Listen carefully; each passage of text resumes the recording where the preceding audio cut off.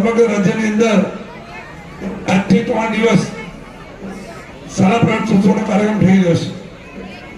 વિદ્યાર્થી મિત્રો, તમે ખૂબ નસીબદાર છો, કારણ કે આ ધોમ ધંધા તાપની અંદર ગુજરાતના માનનીય મુખ્યમંત્રી ભૂપેન્દ્રભાઈ હોય, રાજ્ય સરકારના મંત્રી હોય, સાંસદશ્રી હોય, ધારાસભ્યશ્રી હોય, આઈએસ આઈપીએસ અધિકારી તમામ લોકો આ 3 દિવસ ગુજરાતના દરેક ગામડા અને શહેરમાં ફરીને ધોરણ 1 અને 12 વાટિકા આના પ્રવેશનો જે કાર્યક્રમ થઈ રહ્યો છે એના ભાગરૂપે સચિનમાં પણ લગભગ 94 જેટલા વિદ્યાર્થીઓને પ્રવાસ કરી રહ્યો છે.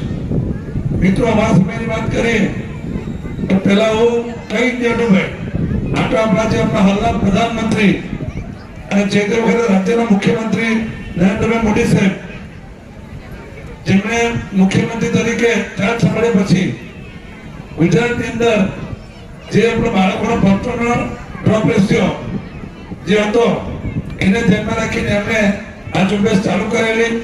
આજે પણ આ ઝુંબેશ આપણી ચાલુ છે. એના ભાગરૂપે આજે સમગ્ર રાજ્ય અને શહેરમાં આ કાર્યક્રમ થઈ રહ્યો છે. મિત્રો, મારા વખતની વાત કરીએ તો આ તમારું તો સારું છે કે ભાઈ ઢોલ નગારાવાળા શિક્ષકો ઘરે ઘરે આવે, તમારા આદિવાસી વિસ્તારમાં ઘરમાં જાય, વાલીઓને સમજાવે કે ભાઈ શિક્ષણ મહત્વનું છે, શિક્ષણમાં તમે એને એડમિશન કરાવો. અને સરકાર ખાસ કરીને શહેરી વિસ્તારની વાત કરું તો સુરત મહાનગરપાલિકા સંચાલિત નગર પ્રાંતિક શિક્ષણ સમિતિની અંદર રાજુભાઈ સભ્ય પણ છે. અને એના માધ્યમથી નવા જે બાળકો પ્રવેશ લે છે એને એક સરસ મજાની કીટ, એમાં દફતર, કંપાસ, ટિફિન બોક્સ, પીવાના પાણીની બોટલ, એવી ઘણી અને 2 ડ્રેસ અને બૂટ, 3 ડ્રેસ અને બૂટ, આટલી વસ્તુ સુરત મહાનગરપાલિકા તમને મદદ કરે છે.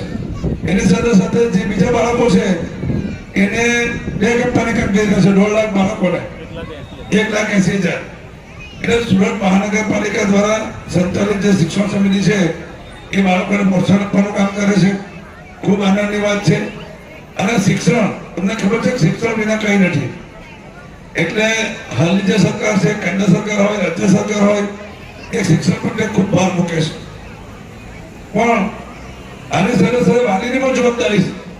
એવું નથી કે ભાઈ શિક્ષક કે સરકાર તમારા ઘરે આવે, બાળકોનું નામાંકન કરાવે, એને ભણવા માટેની સુવિધા આપે, શિક્ષણ આપે, પણ વાલી મિત્ર પણ અહીંયા મહિનામાં 2-3 વાર આવવું જોઈએ, આચાર્ય શિક્ષકને મળવું જોઈએ, પોતાના બાળકનો કેવો પરફોર્મન્સ છે એ પણ જાણવું જોઈએ.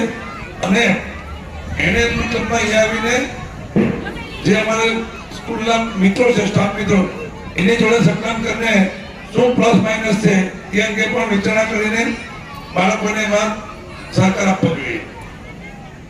આજે સચિનની વાત કરીએ તો મને લાગે કે અહીંયા સામે આઈટીઆઈ સ્કૂલ છે, એના કરતાં પણ સારું તમારું બિલ્ડિંગ, અંદર કોમ્પ્યુટર, બધી સુવિધા એલએનટી કંપની પણ મદદ તમને કરી છે CSR માંથી. અને નગર પ્રાથમિક શિક્ષણ સમિતિ દ્વારા પણ આટલું સરસ મકાન, ગ્રાઉન્ડ, એ આજે તમે જોવો તો સુરતની અંદર જે પણ પ્રવેશ કરો છે, ટાપટી વેલી છે, ફાઉન્ટેન છે, એને પણ ટક્કર મારે એવું તમારું બિલ્ડિંગ છે, શિક્ષણ છે, અને બ્લોક સહિતની સુવિધા, કોમ્પ્યુટરનો રૂમ છે. એટલે અહીંયા પણ શિક્ષણ ખૂબ સારું મળે છે. અને આજે જે નગર પ્રાથમિક શિક્ષણ સમિતિ દ્વારા જે બાળકોના પ્રવેશનો કાર્યક્રમ યોજાયો, ખૂબ મોટી સંખ્યામાં મારી મિત્રો ઉપસ્થિત છે, એમને પણ આભાર માનું છું. અને બીજી વાત કે રાજુભાઈ આપણા વોર્ડના રહેવાસી છે 30ના, એટલે આપણે નાની મોટી કંઈ મુશ્કેલીઓ ચિંતા નહીં કરતા. રાજુભાઈ બેઠા છે, તમારે કંઈ બેન્ચ કે બીજી કંઈ ચોરાટો તો કહેજો. અને હું પણ આ વિસ્તારનો છું ધારાસભ્ય, તમારે કોઈ કચાશ એની તમને ખાતરી આપું, તમારે જે પણ ઘટનામાં ધ્યાન દોરજો, એ કામ તમારું 100% થવાનું છે.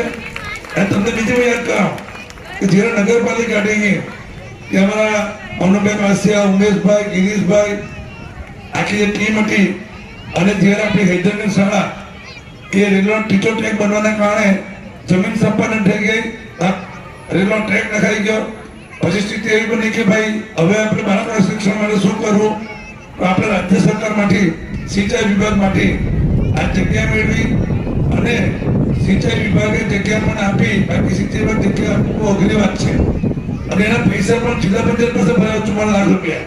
એટલે 1 રૂપિયાનું ભરણ આ જિલ્લા પંચાયત શિક્ષણ સમિતિમાં ભરવા પડ્યો નથી. અને આજે સરસ મજાની જગ્યાએ સ્કૂલ નોટિફાઈડ કરવા માટે બિલ્ડિંગ અને ખૂબ સુવિધા મળી છે. ત્યારે સ્ટાફ પત્રમાં મારી વિનંતી છે કે આપણે હમણાં 740 બાળકો છે, એટલે મને લાગે આ વિસ્તારમાં સૌથી મોટી સ્કૂલ એમ કે ખોટું નથી. એટલે આપણે પણ ધ્યાન આપીએ. બાળકોને જે પણ સુવિધા મળવા પાત્ર હોય એમાં તમારે કંઈ પણ સહકાર જોઈતો અમારી મહાનગરપાલિકાના કોર્પોરેટર છે, અમારા શિક્ષક સભ્ય છે, હું પોતે પણ છું, ત્યારે અમારું ધ્યાન દોરજો. અને આજે ખૂબ મોટી સંખ્યામાં લગભગ 94 જેટલા બાળકોનો જે પ્રવેશ આપણે આપ્યો છે એ ફરી વચ્ચેથી ઉઠી નહીં જાય એની જવાબદારી આપણે આચાર્ય શ્રી, શિક્ષક મિત્રો શ્રી અને વાલીની છે. એટલે હવે 2 મહિના પછી આપણે મળવાના છે રૂટીનમાં કે આપણા જે બાળકોનો પ્રવેશ થયો છે એમાં કેટલા બાળકો અભ્યાસ કરે છે.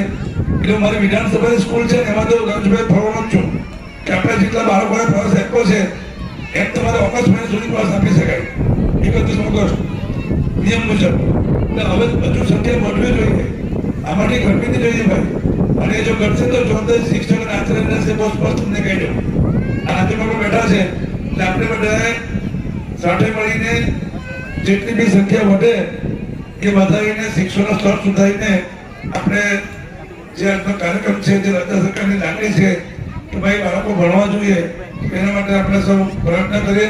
આભાર. ભારત માતા કી જય. વંદે માતરમ. સાહેબે ઘણું બધું કીધું.